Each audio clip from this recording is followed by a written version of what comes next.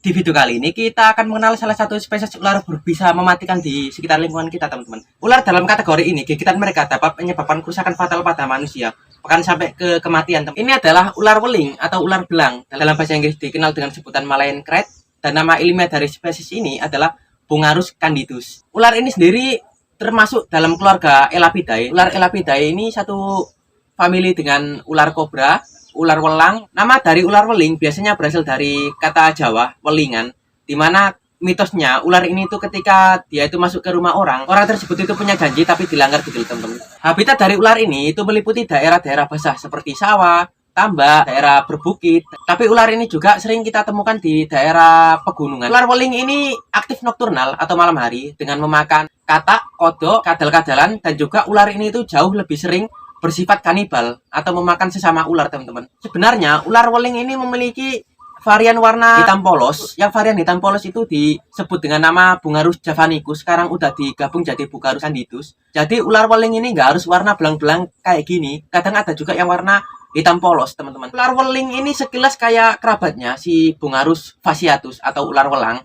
Bedanya ular welang itu memiliki ekor yang tumpul, kalau ini enggak, ekornya itu jangkep. Yang ular welang itu belangnya itu sampai ke perut, teman-teman. Kalau yang weling ini belangnya hanya terbatas pada bagian sisi atasnya atau dorsal, dan sisi ventralnya atau bawah ini berwarna putih polos. Biasanya panjang maksimum dari ular ini itu berkisar antara 1 sampai 1,5 meter. Bahkan ada individu yang bisa tumbuh mencapai panjang 2 meter.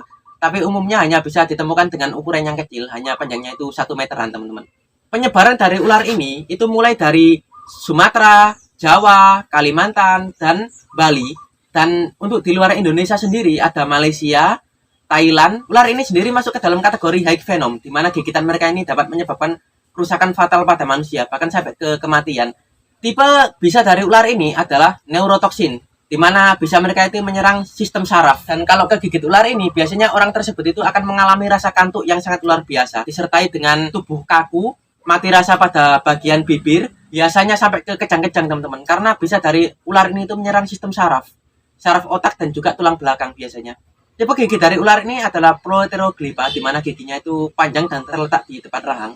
Saat malam hari, ular ini itu biasanya tertarik dengan sumber cahaya, teman-teman. Jadi kalau kalian bertemu dengan ular ini saat malam hari, kalau kalian center, biasanya ular ini itu bakal ngikutin kalian.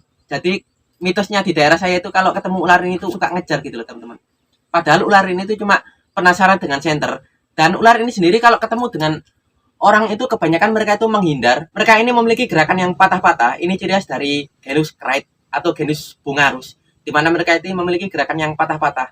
Ular ini sendiri kemarin masuk ke rumah orang dan sekarang dipelihara sama teman saya. Oke, kita akan masukkan ular ini ke kandangnya.